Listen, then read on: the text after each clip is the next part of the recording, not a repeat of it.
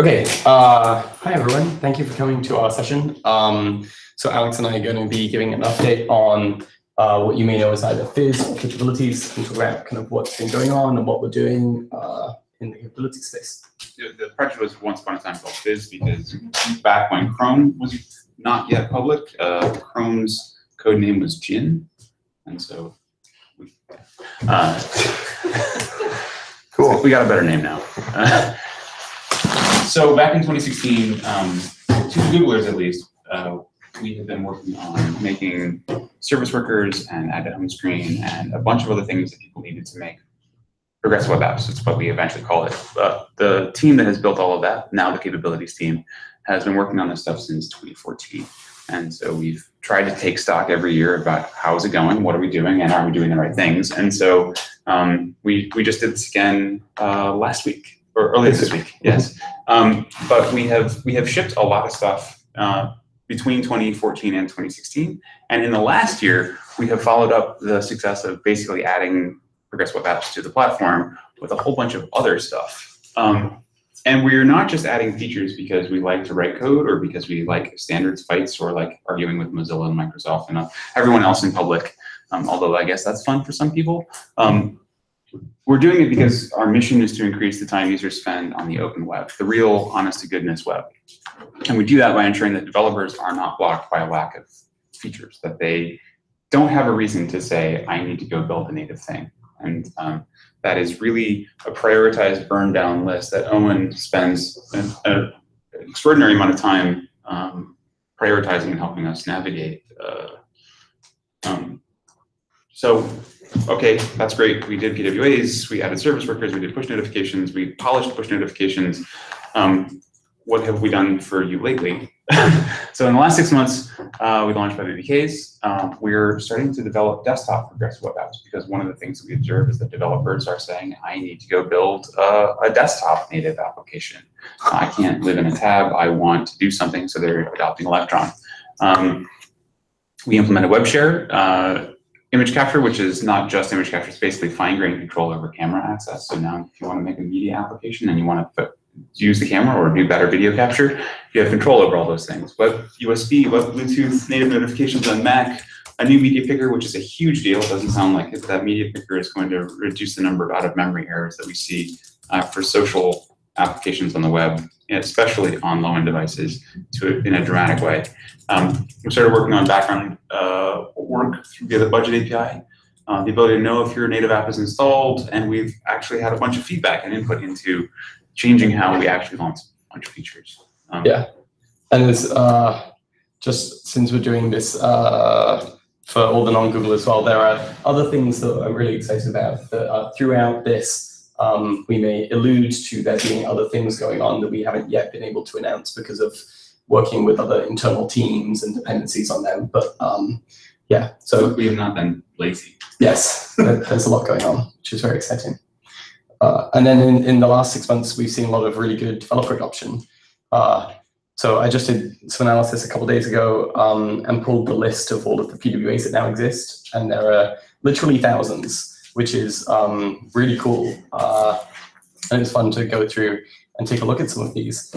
And then in terms of major kind of individual developers, we saw Twitter launch Twitter Lite, which was a kind of watershed moment for us in terms of having a major US company adopting PWAs. We'd seen a lot of growth in emerging markets and interest in emerging markets. So it was really cool seeing a major US company taking this strategy. And this is in addition to Lyft? Yeah, in addition to Lyft and now Uber. What we tend to see is that one big company in a market and a vertical will do this, and then you get fast followers from all of the others in the same market and vertical. And so with Twitter Lite, we're now talking to other major companies in the similar space to what Twitter is in. Unfortunately, we can't comment on their behalf, but hopefully you should see in the next few months some other major companies of a similar vein. I want to quickly shout out to Tao Tran and Anshul Balder, who have done a huge amount of work to help these companies who traditionally are focused exclusively on native apps understand the value to their users about coming back to the web. This wouldn't have been possible without their work. Yeah, so they're from the business development team, and I guess it's worth saying that capabilities is one of the areas in Chrome where we happen to have developed this process of working with developers via business development. So we set up these meetings and we talk to them, and then we work out what they need and we help them get those things shipped in Chrome. And so that's been a really helpful process. We've been looking at ways to take that and expand that beyond kind of capabilities and make that more of a general thing that we do across Chrome. It's worked extremely effectively for us. And the feedback we get from developers continues to influence our priority list about which features to add next or which capabilities to add next. Yeah. And then just for fun, I picked like 3 random sites, like literally at random off this list, and just loaded them up and screenshotted them to be like, yeah, like each one of those things is like a real thing out there in the world that you can go and use. And so I think that's pretty cool. So then by the numbers, add to home screen and the installations we see via it have increased 3x year over year, which is very good, and we hope to see that continue and increasing even faster. Yeah. That's the actual act of installing the home screen app, so it's not like the number of home screen. So the rate has increased. That's the rate. So this is the per day installations. Awesome. Cool. It's worth noting that because it's not an exclusive choice, like a PWA is something you can use in a tab, and then maybe you could choose to keep it to your device. We know that the usage of things that happen to be PWAs is orders of magnitude larger than the set of people who choose to install them. Yeah. There's this small fraction of people who are going to be heavily engaged, and for them, that's a meaningful action. And it's important to us to capture that heavily engaged segment. But the cool thing about businesses coming back to the web is that they then get to keep all those users who, if they had directed them to an app store, would have simply bounced off of their app. Yeah. That said, it's not a top goal of ours to drive this, right? Like, as long as people are using the web, we don't care if it's added to. Totally. This is just one of the set of metrics. If it's going up, it's probably good for us. If it's going down, it's probably bad for us, actually, maybe. It's cool that it's an increase of rate, though. Yes. Yeah. Incidentally, we don't have great metrics about the actual absolute number because we didn't have some of that UMA implemented early. And so the thing, we can't actually track UMA for things that were added before we added the UMA. So anyway, it's a bit of a pain. And then just to pick another API, notifications have been one of our favorite examples of like amazing kind of canonical exponential growth. This is the graph of the number of unique ETLDs +1 using push notifications with a couple of data blips in there. And we now have literally hundreds of millions of daily actives using push notifications. Does that include the number of push notifications that we send per day? We stopped quoting that number because it's gotten silly big. It's so big that we don't, it's meaningless. Yeah, we're measuring things in billions, and then it's hard to think about. So anyway, this is really good. And actually looking at the domain growth, I think is interesting because you can see that it's not, a lot of the notifications sent on the web are sent by Facebook, but seeing the domain growth is very interesting. Although it's also represents a challenge for us. If you play out to a world in which every site can send you notifications, how do we design the product around that? How do we manage permissions? How do we make it not annoying? And so that's going to be a big focus for push notifications. It's a good problem to have, but it is now the problem that we have. And then just to pick one of the long list of other APIs we've done, background sync is nice to see that it's over 10 million syncs per day. This one I pick out in particular because you can see the graph is pretty interesting. It's very much not like the other two kind of smoother graphs we saw. Here it's clearly a step function. We shipped this feature maybe 18 months or 2 years ago. Lots of people said they wanted it and then ended up having other higher priority stuff to do, but did want to do it just at some point. It seems like we finally hit the some point for some of those companies. So we've seen 2 major kind of companies adopting. There might be some more companies now adopting in that noise, but you can clearly see this is something like Twitter and Pinterest or some pair of sites that's using it. So we're hoping to implement, we have UKM that allows us to track metrics on a per origin basis. So we're hoping to implement UKM for this so we can determine which the sites are and talk to them about how it's going and what their usage is. And we'd like to try this up a lot. Background sync is when you have a service worker on your site, it's the way to be able to say, send this whenever you get on the network, which means that basically all analytics pings, all send my email, post this tweet, all those actions should be using background sync as opposed to XHR or fetch from the main thread to deliver a much more reliable experience of sending messages. And so we hope that that can go much higher. Yeah, and just to dig in on this a tiny bit, so background sync is cool because it allows you to make sure that data gets from the client to the server even after the user leaves the site and they were offline. So it gives you that guaranteed stuff will eventually make it to the server. The piece that we don't really yet have is making sure stuff always gets from the server to the client. So imagine you want to use Google Docs offline in the browser. You want to be able to open it and have your latest stuff, or like your email, you want to open it and have your latest email in there. At the moment, we can do the thing where if you write a bunch of email offline, all of the email will send in the background, but we don't have the thing where we can get all of your email onto your device. So when you open your client, all of it's already there. So that's a side of the problem that we're going to be working on. And that's harder just because there's more concerns about excessive resource usage. Yeah, resource usage and users controlling things happening in the background on their device silently. It's a big challenge. Yeah. Whereas this is a little easier because it's like you were using the site and now we've added a certain constant amount of extra work that can happen after you leave the site. It's very bounded, but stuff just continuing to happen in the background from server driven is kind of unbounded in a challenging way.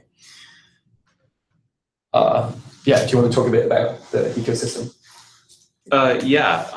So in addition to shipping these features in Chrome, Chromium as an open source project has made it easier for folks who are also Chromium based to support progressive web apps.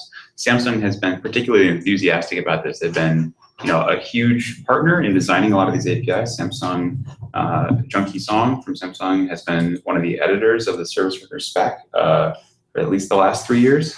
Samsung has invested heavily in UI around progressive web apps, including beating everyone except I think Opera to the punch on something called ambient badging.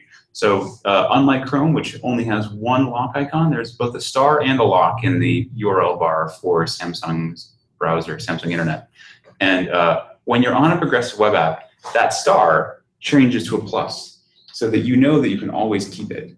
This ambient badging idea is super cool and something that we're exploring, but we'd like to catch up on at some point. But that ability to know that you can add something to the home screen is really powerful for developers because it gives you credit for having built a good thing.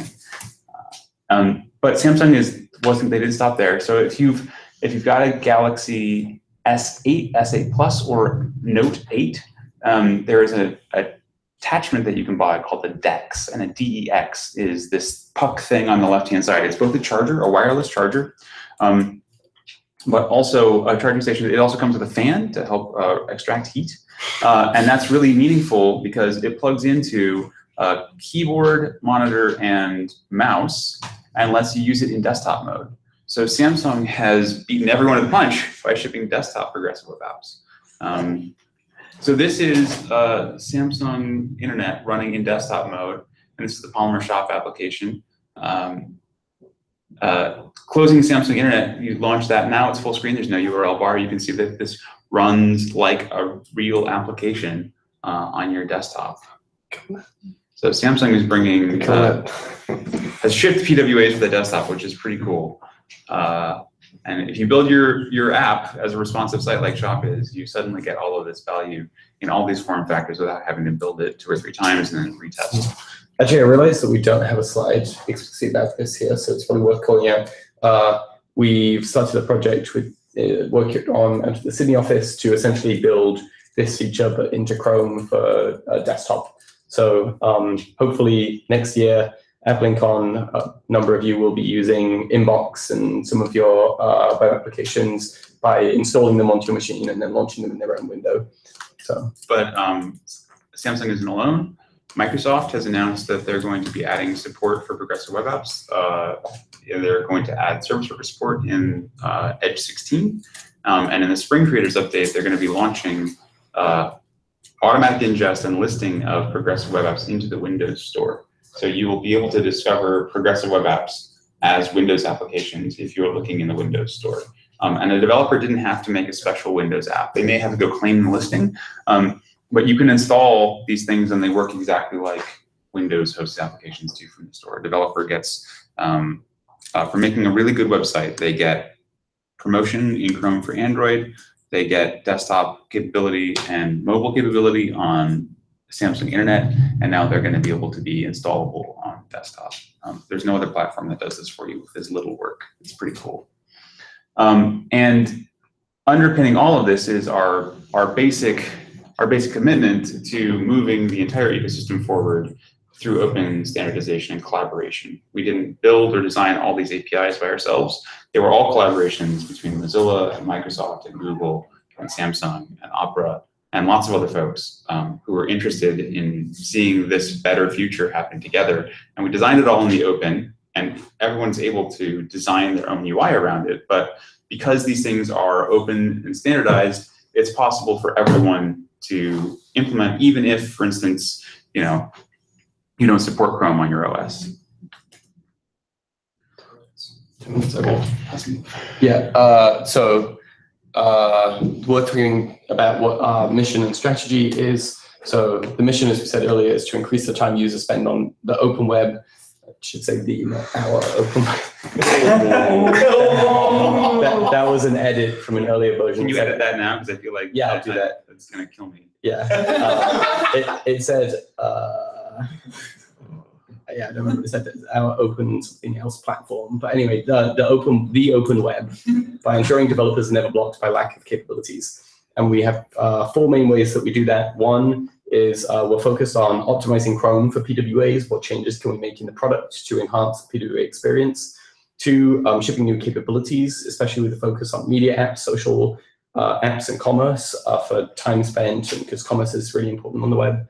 Accelerating the evolution of the platform, making sure that it's progressing as quickly as it can, and understanding and growing the usage of features that we've already shipped.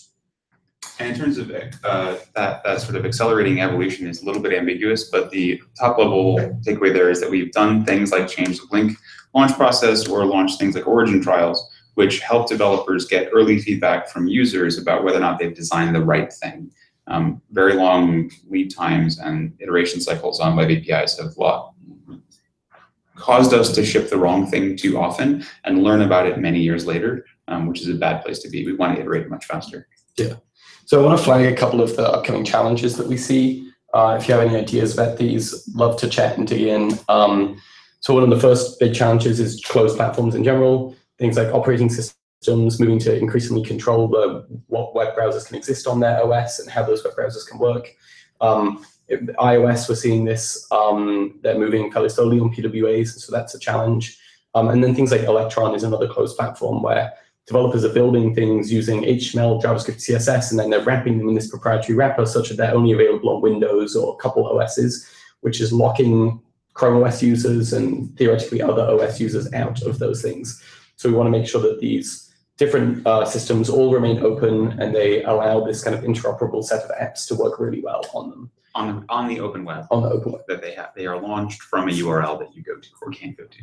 Another challenge for us, mostly kind of internally at Google, is instant apps is going on, which are pretty cool. But we have a challenge, which is wherever instant apps show up throughout Android or Play or wherever they're going to be, PWAs, I think, should be there side by side because these two things really give the user the same experience. They're both great. And so we just need to make sure that strategically PWAs don't get edged out by organizational decisions at Google. So that's something we're going to be keeping an eye on. AMP has great potential. It is really allowing you to really easily build a high-speed performant web app.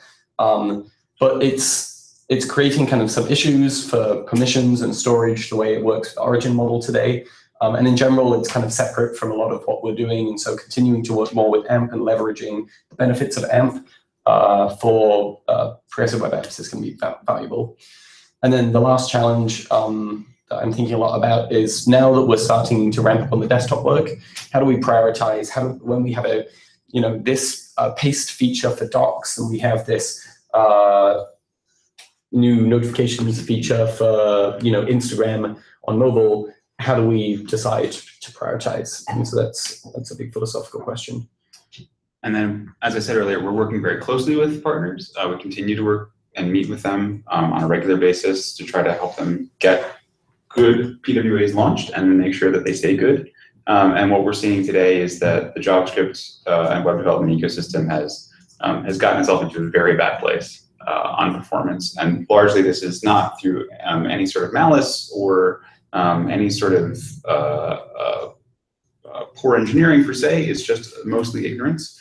Our tools don't show people how slow the choices that they're making actually are in the real world. And it's very easy to spend your entire day on a fast iPhone or in dev tools on the desktop and never see the real world performance of a site, which can be catastrophically bad, specifically on the very slow CPUs that are the norm in the Android ecosystem. We have a big challenge around shifting people to thinking about building their applications offline first. One of the exciting things about background sync is that it indicates that someone has shifted their thinking. Seeing more people adopt these and making sure that the tools that people have available to them bake in an offline first strategy by default is something that we need to move the ecosystem forward on. And all of that's underpinned by getting good guidance in place, and that good guidance will hopefully help us create scale, but scale creates its own challenges, right? Making sure that people can adapt to this new world of a reliable offline first application ecosystem is going to require a lot of shifts in a lot of thinking at every level of the web page stack, from third parties and ads and analytics to first parties and synchronization strategies and data management. It's going to be a big challenge.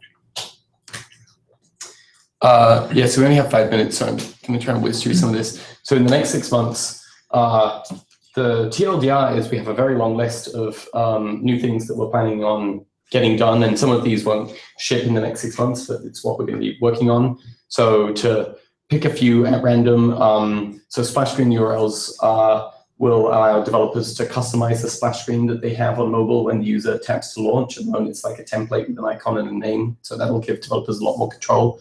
Trying to get ambient badging done, which is this idea of when you're on a PWA, we somehow give users some signal that this thing is one of those. And so you can be on them and know what they are and know that you can take action on them. And then, let's see, background fetch, to pick another one at random. Background fetch is the ability for sites to do a fetch request to download or upload a very large file that might not complete by the time the user leaves the page or the site. It's similar to background sync, actually. And once the issue with background sync is that it keeps the service worker alive whilst it's doing this work in the background, which if this is going to take an hour to upload a large file, it's not very feasible. Background fetch allows us to fully kill the service worker, do all of the networking. Once networking is complete, fire an event, and the service worker can say, hey, it's all done. So you'll be able to upload large files to your Google Drive. You'll be able to offline Netflix shows, and all of that will work reliably even if you close the browser or close the app. So there's a lot going on. And like I said, more projects going on that we can't yet talk about because they involve internal teams, but hopefully we'll have some other interesting things to talk about. So the second major area that we're going to be working on is optimizing Chrome for PWAs, not just the web platform and APIs that we ship. So this will be looking at projects and proposals like how should PWAs exist on the new tab page? Do we just promote them in the list of things that you see there? Do we give them a certain icon? How should all of that work? And then taking that even further, you can imagine asking this question about across Google, not just across Chrome. You can imagine doing special things in search. You can imagine doing special things in Play. And so those will be some of the conversations that we'll be trying to have. Accelerating platform evolution. We're going to keep moving faster using origin trials, improving the way origin trials work, working more with developer relations on API design earlier. At the moment, they get involved fairly late at the point where we're roughly shipping an API. So bringing that in earlier so we ship the right thing faster and work out the issues with our designs faster. And refining how we work with other browser vendors. As the browser vendor landscape continues to evolve, we continually need to be making sure that we're working optimally with them. And then the last big area is understanding and growing usage of the things we've already shipped. We've shipped a lot of good stuff, but we don't today do a good job of understanding our metrics, looking at them regularly, identifying areas of opportunity to grow adoption of things that we've already shipped. This is all fairly ad hoc. We have conferences where we speak about cool features, but we could be more intentional about understanding how the different features are doing and looking to drive. And trying to drive that as a function of getting people onto the better architecture so we want them to adopt. Right. And so this is a good example because it was only when I was doing some preparation for this that I pulled the background sync usage. So I pulled it about here. expecting it to be, trailing still near the 0 line, and it's clear that there have been 2 major adopters in the last 6 months. The fact that we didn't know this as in terms of like the leadership side and for the teams themselves, we need to have better awareness. So, and then continually investing in those features. So that's all we had. If there are any questions, we can hang out for a second. Yeah. So something I've seen recently with stuff that I've worked on and working with people like Dominic, NG, is this idea of increasing or improving Chrome's support of things like storage and permissions around just users dealing with these sites, because we're going to end up with, hopefully a lot of PWAs. And if you clear data the way that we currently clear data, you basically totally eliminate a lot of this stuff like notifications. It seems like part of the strategy was increasing Chrome's support of PWA, so this sort of falls in that. Is there thoughts around creating like a sort of a larger group of, because one of the difficulties is that every time for desktop and Android, it's always different code that we're writing, and it's different UI approvals, and like different people. And so is there opportunity here for us to form a ad hoc group of like, let's try to hammer out some good ideas and good UI and have a more streamlined UI approval process for this stuff? You got to the core of the hardest issue. Yes, you've nailed the problem statement. The challenge is, what is the solution? Okay.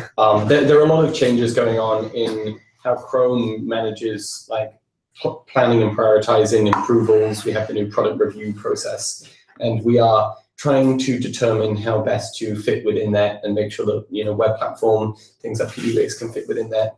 At the moment, we don't have a kind of holistic solution.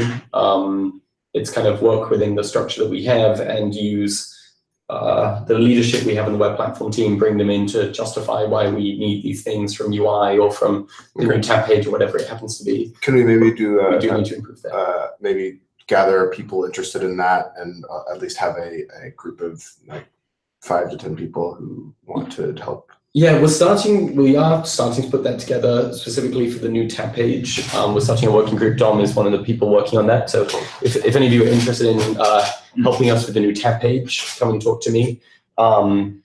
At the moment, we'll be trying to come up with some specific proposals and rough sketches of what we could do and the justifications, and then go and have those conversations with the product owners in those areas. Yeah. Some of these challenges are hard, like in the new tab page space, theoretically, it's owned by the team or the leadership on the PM side is out in Munich, but also the lead PM on it is on leave for 6 months. Yeah. And so it's a team far away from where we happen to be with people that are in and out. And so it's very challenging to get that to work. But I guess for stuff like permissions and storage, it's something that I think is traditionally not as exciting, because it's much more like, it's a feature that is probably used way less often than the new tab page, but the critical, like that, having that working and having that there is like super important for when people actually do need that functionality for it to be there at work. Yeah. But anyways, yeah. There has been some good work there, like the important storage stuff. I'm sure you're aware of, like, this is why we're doing something where if you go into clear Chrome data, like clear your browsing stuff, it'll say, FYI, this will log you out of like Facebook and Twitter, and it'll disable notifications from those sites. You can uncheck them if you want to uncheck them, and then hit clear. Yeah. It'll clear everything else. So more things like that, and probably we need more structure. Trying to improve that. Yeah, that's there's like that and desktop, and it's like there's so much overhead for all of it because it's separate. Anyways, are there other questions? I think we're probably a little over time. One last question on the push notification side. I'm curious, like, what is like the user opt-in for like when a developer like launches push notifications, and is it significantly different from native push notifications? Like user opt-in for that? Yeah, so on Android, installing an app default grants it notifications. So the models are very different. We're much more similar to the iOS model. In terms of conversion rates, the two are actually pretty different, because in iOS, when you have gone to a store and you've chosen to install the thing and then you open it, you're already only 10% of users that go to a store get to that point. So they're very far down the funnel. On the web, if you land on a site for the first time and you see the first thing you see is a push notification request, you are much higher up in a funnel. And so we would expect to see the behavior be different. So there are some fundamental differences, and we're looking at some stuff like if you install a PWA, do we follow the Android model and just grant it notifications? That's how Android apps work. So we're exploring those kind of things. We've unbundled a lot of those things. Almost all the capabilities have been unbundled. Sorry, you were specifically asking if like there is a notification that says, do you want to grant push notifications? Right. Today, like you never auto grant push, No, never, right? yeah, never. Is that what you were asking? Yeah, I'm just asking like what the difference in conversion rate basically is across native and web. Yeah, we don't have exact data from the iOS side about the average conversion, like the average permission acceptance rates. But yeah, a lot of it depends on where you are in that funnel. And a lot of it, whenever developers come to us and say, what should we expect as our conversion rate on a push permission flow? It's a challenging question because it depends. Like if you're Facebook, people might be more willing. If you're like a random news site I've never heard of that I clicked a newsbait article on, it's probably very different. And if you show the permission on load, it'll be low. And if you give the user a button to like turn on updates from this like YouTube account that you like, it's going to be high. And so giving any broad strokes is very hard. Are you exploring like doing more contextual permissions around notifications? We are exploring trying to help users not be faced with as many decisions on page load. One of the API design decisions we made about the add to home screen prompt, the thing that you get that says, do you want to install this PWA, is that we didn't want to make the web spammy about these prompts. And so it's gated on engagement. And so if you haven't received sufficient engagement, even if you pass all the other technical checks, you never get the prompt. And that I think is a bit more of a durable design, whereas today we are seeing people seeing this choice fatigue around push notifications where people do prompt onload and it is a bad experience. And we want to make sure that we can maybe use something like an engagement score, which we have in the product now, to try to help us make better decisions about when developers should be allowed to ask questions like that. The challenge with permissions is a lot of sites already have flows built in, and if we change how it works, we break a lot of sites. And so there's a question about how much are we willing to do that if we think it's the right thing for users. And then we're also exploring the idea of allowing sites to provide a reason to the user, why they like a contextual reason. The challenges there are, on the security side, there's a lot of concern about sites being able just to lie and say they're going to use it for something else, and then it being presented as like trusted information from Chrome. Chrome is telling you the site will use it to give you Facebook messages or whatever, and then it's using it to send you like spam. So the before unload dialogue, we took the reason out because there was so much abuse. Yeah, we did. So there's a lot of resistance to putting any developer controlled text in any Chrome UI because it's gone badly in the past. Sorry, Yeah, I have a different question. I guess I saw the long list of features and capabilities that we're building. And then even when we're doing the standard track, that means every browser vendor, hopefully in the long run, need to implement all of that. Have you guys thought about, like, are there thinking around allowing some sharing of functionality between different apps? I don't know how to describe better, like kind of like a web component, people can contribute web component, like the QR code scanning, right? Instead of building that as capability into the user agent, any thought of like someone can build a QR code scanning PWA and other PWA can use it? I see what you're saying. Yeah. Some sort of a, so we have had a couple of efforts, they're a bit stalled now to allow, for UI features it's much harder because you have to present a view to the user. Share target is maybe one answer there, where we are going to allow PWAs that are installed to be a receiver for an intent to share, which is kind of cool because that means that you can then participate in that ecosystem. Generic feature sharing, things like, I'd like that CDN over there to cache my things, and if many sites use it, I like them to be cached by the same place.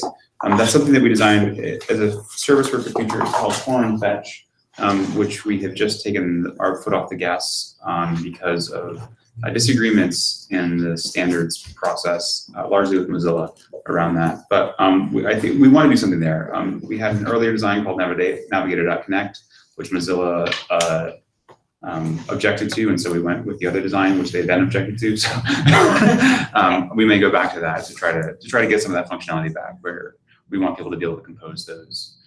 Certainly the behind-the-scenes service-oriented style of, API aggregation as opposed to everyone building it into their apps. Yeah. Cool. So I think we'll wrap up there so everyone can, have a break and move on. But we'll be around. So if you have more questions, chat to us now, chat to us later. We're around.